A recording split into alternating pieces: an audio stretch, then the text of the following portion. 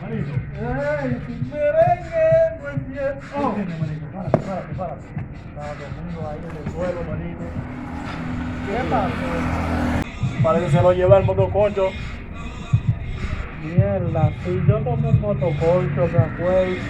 Para mí que fue el que se llevó mi teléfono. ¿Tú sabes dónde está ese motoconcho, mi loco? ¿Tú sabes dónde vive? Sí, ya yo lo veo allá abajo, bebiendo allá abajo en el parque, ahí mismo. ¿En qué parque? ¿En la cancha? En la cancha, ahí mismo.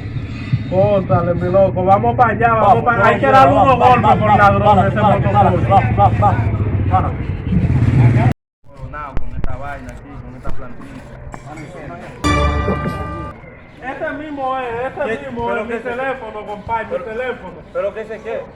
Tú fuiste el motoconcho, tú tenías un moño. Tú estás loco. tenías un moño, te me llevaste mi teléfono, ladronazo. ¿Pero de cuál teléfono? Ese no es así. ¿De cuál El teléfono? teléfono mío. Tú estás mi loco. teléfono. Entonces, Tú si te eso no puedes es tuyo, entrégalo. Tú te puedes hacer si yo te reconozco. Tú tenías un moño. pues, Mira, tú maldito tenías- borrachón, y tú estás loco, ¿cómo es? Oye, Compadre, ahora si dice ese no es tuyo, que entrégalo, maldito entrégalo. borracho. ¿Cómo tú sabías que yo estaba borracho? Ese teléfono es mío. entrégalo. ¿Cómo tú sabías que yo estaba borracho? Ladronazo, cuidado hoy. Pero que está Cuidado, loco, cuidado. Ladronazo.